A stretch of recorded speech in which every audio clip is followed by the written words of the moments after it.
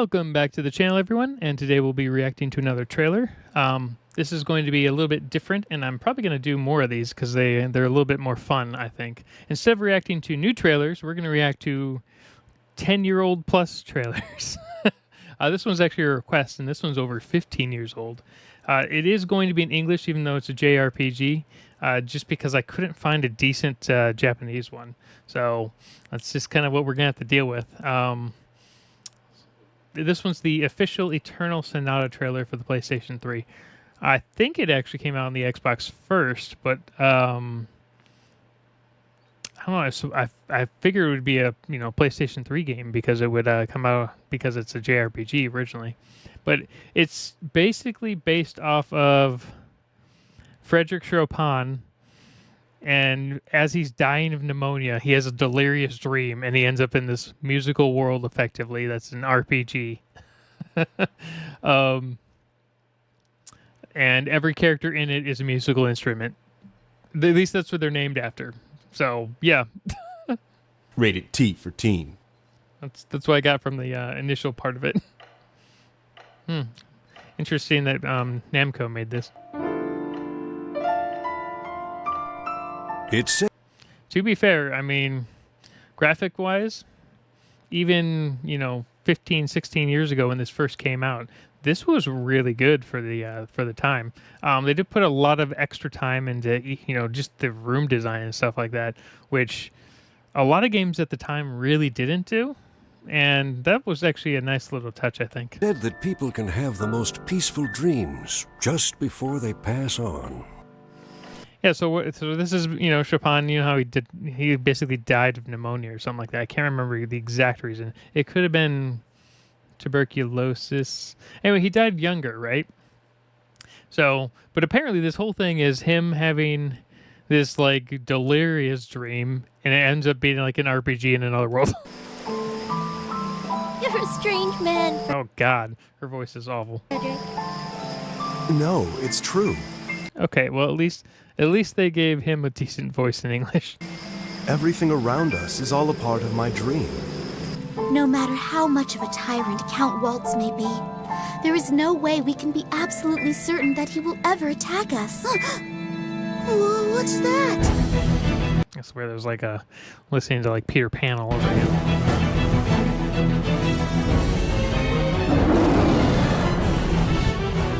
Listen, Hugh Grave!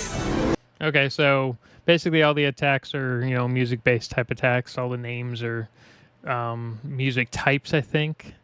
Now, from what I understand is how this game worked is the combat system changed over the course of playthroughs, which was definitely different. So New Game Plus had a completely different combat system than the original playthrough. So that was pretty cool from what I understand. And it kind of played like Star Ocean until the end of time.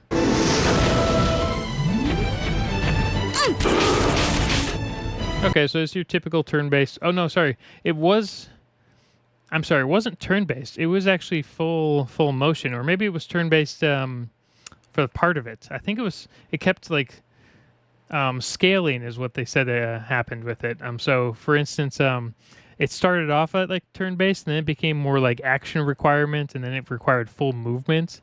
So it was a very interesting combat system as you unlock things at different tiers, effectively. Yeah, okay, so yeah, I remember this. It was that weird turn-based kind of movement thing, but eventually it became full movement after a certain point. Sacred strike!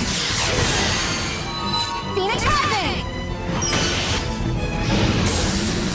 Shooting star! I mean, nice explosions and fun colors. And it's great that they kept a lot of the music aspect of everything. So, you got this guy's name is Crescendo, for instance, and the Serenade up top. You must know what's coming! Galactic Nebula! I assure you, I'm quite serious. I think you could also combine abilities together with each other. I think that's how it kind of worked. Void Edge! Whirlwind! Apocalypse Fall! Don't throw this one away, okay? Okay, I guess the English voice acting is not as horrible as I thought it was. After all, it's the first gift I've ever given to a girl.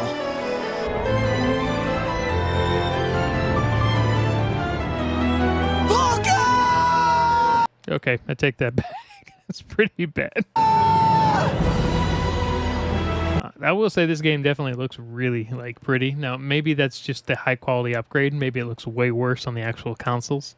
But you know, you got to remember this game is 15, 16 years old, and I think they recently came out with the emulator version of it. So that was like 2 or 3 years ago. It's very hard to find.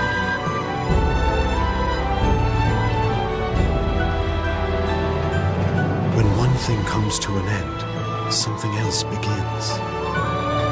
All I know is they spent a lot of time designing this game that just was kind of like this little, like, small dev type thing. And I know Namco was the one who kind of fronted it, but they were not the ones who really made this. At least, I don't think it's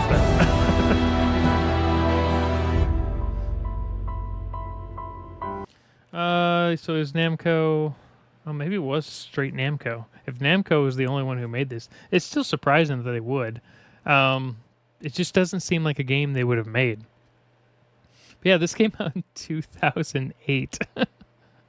I thought it came out earlier, like 2007 for the 360, but maybe not. Because it says 2007, 2008 down at the bottom there.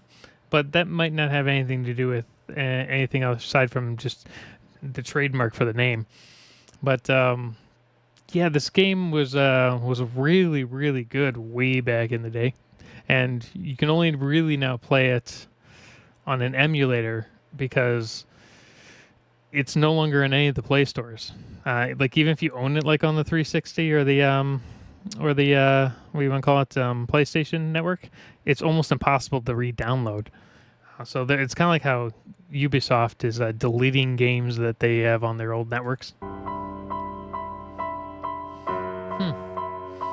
Oh, one thing that was really nice, they actually had a lot of really good music in this one, obviously based off of all of Chopin's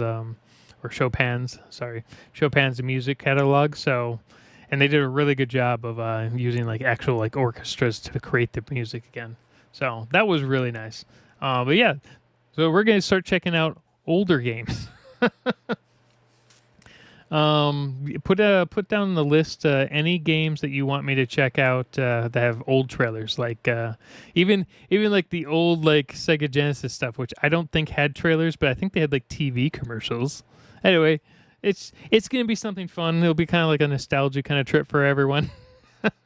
Anyway, have a good day, everyone.